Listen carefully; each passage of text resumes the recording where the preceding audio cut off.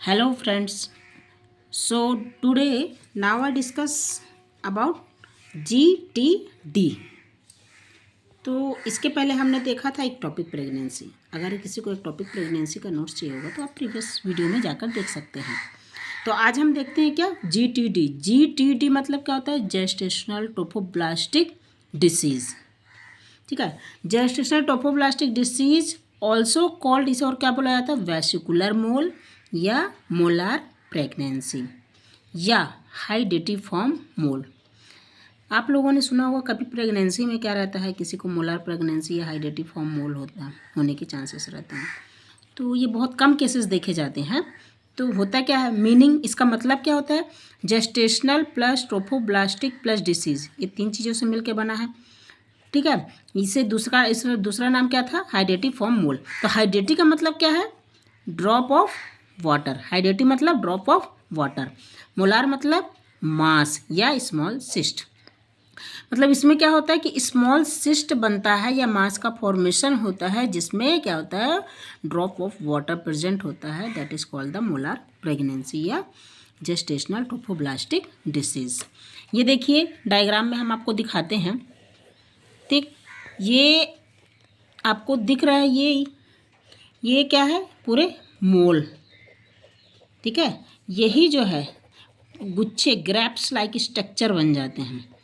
मतलब जो फीटस रहता है, फीटस अब नॉर्मल हो जाता है, ग्रैप्स लाइक स्ट्रक्चर ये मास ऑफ सिस्ट बन जाता है, स्मॉल सिस्ट बन जाता है, जिसमें ड्रॉप ऑफ वाटर रहता है, जिसे मोलार कहते हैं। इसे ही बोला जाता है जेस्टेशनल ट्रोफोब्लास्टिक डिसीज। ये कंप्लीटली रूप से भी किसी किसी में होता है, किसी किसी में फीटस के साथ होता है। Now next definition, it is a group of rare disease in which abnormal trophoblastic cells grow inside the uterus after conception। क्या बोल रहा है कि आफ्टर कंसेप्शन यूट्रस के इनसाइड में किसका ग्रोथ होना? ट्रोफोब्लास्ट का ग्रोथ होना। ये ट्रोफोब्लास्ट का ग्रोथ होना, एबनॉर्मल ग्रोथ होना, एबनॉर्मल ट्रोफोब्लास्ट बनना, ये क्या कहलाता है? Hydatidiform mole. So now next we will see the classification. Classification ये मेनली क्या होते हैं? टू टाइप्स के होते हैं। कौन कौन से? Complete and partial. कंप्लीट नाम से क्या समझ में आ रहा? कंप्लीटली, पूरी तरीके से क्या होना? सिस्ट का फॉर्मेशन होना। ये देखिए डायग्राम में आपको दिख रहा है, इसमें क्या है? यूट्रस में पूरी तरीके से क्या है? सिस्ट का फॉर्मेशन है। इसमें फीटस हमें नज़र नहीं आ रहा। ठीक है, कंप्लीट यूट्रस में केवल मोल ही प्रेजेंट रहता है। इसमें क्या होता है? यूट्रस में केवल मोल प्रेजेंट होता है, अदर कोई भी प्रोडक्ट प्रेजेंट नहीं होता है और कोई भी फीटल टिश्यू नहीं होता है। पार्शियल में क्या होता है कि इसमें देखिए फीटस भी प्रेजेंट है और मोल भी प्रेजेंट है। तो इसमें क्या होता है? डीजनरेटिव सिस्ट के साथ साथ फीटस या एमनियोटिक सैक प्रेजेंट रहता है, और दोनों में से कुछ भी प्रेजेंट हो सकता है या तो दोनों भी प्रेजेंट हो सकता है। ठीक है, इसमें क्या होता है? फीटस या प्लेसेंटा थोड़ा थोड़ा बनेगा लेकिन कंप्लीट नहीं बनता है। Next we will see the aetiology.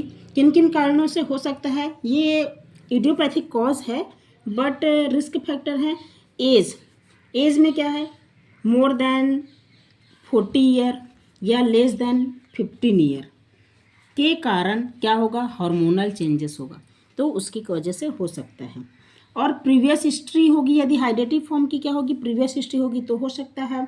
और उसके साथ साथ प्रीवियस मिसकैरेज की प्रॉब्लम होगी तो, एक्सेसिव स्मोकिंग, ज़्यादा अमाउंट में क्या स्मोकिंग करती होगी तो, इनएडिक्यूट न्यूट्रिशन होगा तो, एनीमिक होगी तो, क्रोमोसोमल एनी डिफेक्ट होगा तो होने के चांसेस रहते हैं। अब हम देखते हैं इसका क्लिनिकल फीचर क्या क्या होने के चांसेस होंगे। अब हाइडेटिफॉर्म मोल है, मोलार प्रेगनेंसी है, उसमें क्या है? ग्रैप्स लाइक स्ट्रक्चर बन जा रहा है, सिस्ट प्रेजेंट है, एमोनोरिया होगा। ठीक है, एमोनोरिया हो सकता है, एनीमिया होगा, पेलर दिखाई देगा, डिज्निया होगा, टेकिकार्डिया होगा, एबनॉर्मल पेन होगा, पेल्विक पेन होगा, एफएचएस एब्सेंट रहेगा, क्योंकि फीटस क्या है? पूरी तरीके से नहीं बना रहता है। और फीटस जब पूरी तरीके से नहीं बना है, मास फॉर्मेशन है, तो फीटल का मूवमेंट भी क्या रहेगा? एब्सेंट रहेगा। ठीक है, सीवियर नॉइजर वोमिटिंग होगी, वेजाइनल ब्लीडिंग होने के चांसेस, हाइपरिमेसिस ग्रेविडेरम होने के chances, passes of group like vesicles. अब नेक्स्ट देखते हैं डायग्नोसिस। कैसे डायग्नोस कर सकते हैं इसको? जो मेनली है क्या है उसका सोनोग्राफी, ठीक है। बट हिस्ट्री कलेक्शन करेंगे, एब्डोमिनल एग्जामिनेशन करेंगे। एब्डोमिनल एग्जामिनेशन में क्या है, large abdominal, large uterus, foetus part नहीं होगा क्योंकि फीटस क्या है, प्रेजेंट नहीं है।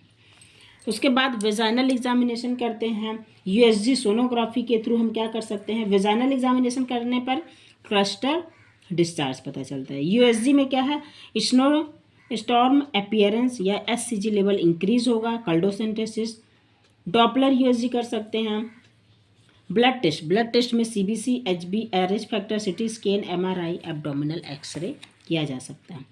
Next we will see the management में क्या है, कौन कौन सा कर सकते हैं, इस किसके थ्रू, सक्शन इवोकेशन, डीएनसी, क्योंकि सिस्ट फॉर्मेशन है तो हमें क्या होगा, उसको सक्शन इवोकेशन करना पड़ेगा, डीएनसी डायलिटेशन क्यूरेटेशन करना पड़ेगा, हिस्टेक्टोमी, कुछ टाइम हिस्टेक्टोमी कर सकते हैं।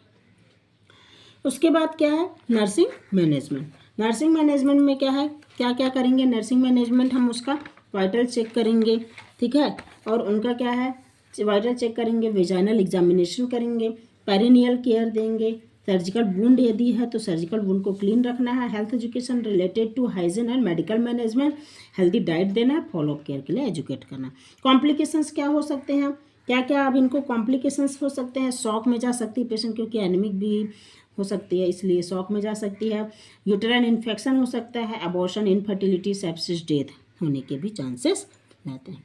प्रिवेंटिव मेजर कैसे प्रिवेंट कर सकते हैं, अवॉइड प्रेगनेंसी को क्या है 1 ईयर के लिए हमें अवॉइड करना पड़ सकता है, ठीक है, क्योंकि अभी अगर मोलार प्रेगनेंसी हुआ है तो उस फीमेल को क्या है 1 ईयर प्रेगनेंसी अवॉइड करना चाहिए।